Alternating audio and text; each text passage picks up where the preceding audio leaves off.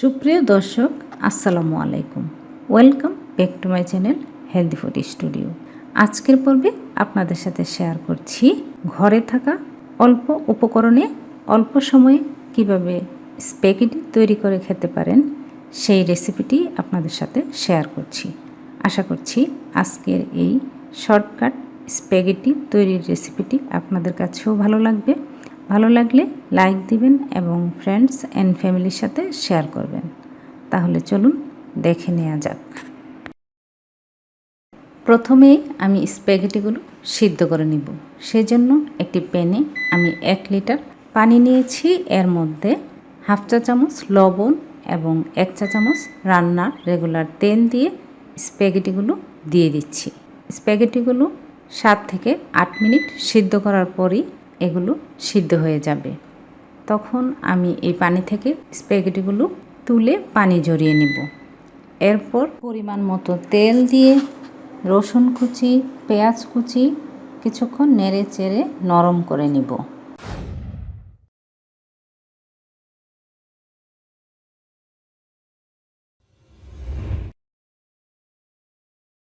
এই পেঁয়াজ আর রসুনটা কিছুটা নরম হয়ে আসার পর 1 চা চামচ আদার পেস্ট দিয়ে দিলাম। আদার পেস্টটাও কিছুক্ষণ নেড়ে চেড়ে এর মধ্যে দিয়ে দিব 1 কাপ বিফ কিমা দিয়ে তারপর দিয়ে দিচ্ছি স্বাদ অনুযায়ী লবণ দিয়ে এই পেঁয়াজ রসুনের সাথে কিমাটাকে কিছুক্ষণ নেড়ে চেড়ে তারপর বাকি মশলাগুলো অ্যাড করব। আপনারা চাইলে এখানে চিকেন কিমা দিয়েও এই রেসিপিটা তৈরি করে নিতে পারেন।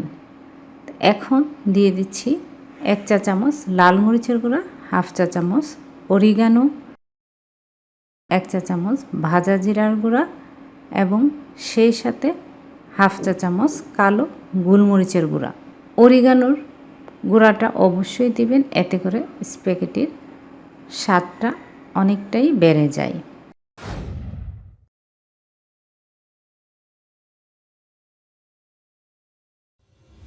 গুঁড়া মশলা দিয়ে তারপর মাংসটা কিছুক্ষণ নেড়ে চেড়ে এখন অ্যাড করে দিচ্ছি টমেটোর পেস্ট। আমি পাকা 3টি টমেটো কুচি কুচি করে কেটে ব্লেন্ডারে ব্লেন্ড করে নিয়েছি। আপনি চাইলে টুকরো টমেটোগুলোও ব্যবহার করতে পারেন অথবা টমেটোর সসও ব্যবহার করতে পারবেন। আসলে হাতের কাছে যা আছে তা দিয়ে কিমাটা রান্না করে নিব। এখন এই টমেটোর পিউরি দিয়ে আর মাংসটা এই মশলাগুলোর মাধ্যমেই সেদ্ধ করে নেব, আর এক্সট্রা পানি ব্যবহার করব না। আসলে কিমা সিদ্ধ হতে তেমন বেশি টাইম লাগে না, 15-20 মিনিটের মধ্যেই কিমাটা সিদ্ধ হয়ে যায়।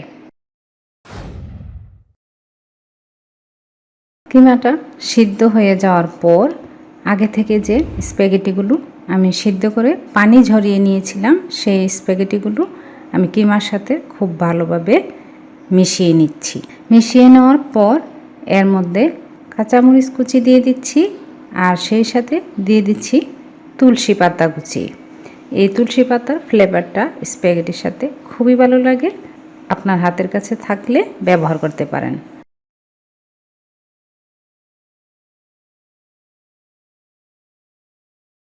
অবশেষে দিয়ে দিচ্ছি মজারেলা চিজ। এই মজারেলা চিজ দেওয়ার কারণে স্প্যাগেটিগুলো আরও সুস্বাদু লাগবে।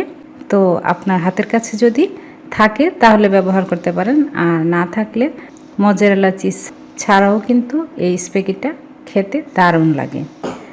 তো মজারেলা চিজ দিয়ে চুলাটা অফ করে কিছুক্ষণ ঢেকে রাখলেই দেখা যাবে মজারেলা চিজটা গলে গেছে। এখন একেবারে সম্পূর্ণ রেডি। আমি সার্ভ করে নিয়ে আসছি। এরই মধ্যে অল্প সময়ে বিকেলের নাস্তা দারুণ মজার স্প্যাগেটি তৈরি হয়ে গেল। আসলে খেতেও কিন্তু অসম্ভব মজার হয়েছিল। আশা করছি আপনাদের কাছেও ভালো লাগবে। ভালো লাগলে অবশ্যই লাইক দিবেন এবং ফ্রেন্ডস অ্যান্ড ফ্যামিলির সাথে শেয়ার করবেন। আপনি যদি নতুন ভিউয়ার্স হয়ে থাকেন আমার চ্যানেলটি সাবস্ক্রাইব করে সাথ দিয়ে থাকুন। তাহলে আজকের মতো এখানে বিদায়। সবাই খুব ভালো থাকবেন। আল্লাহ হাফেজ।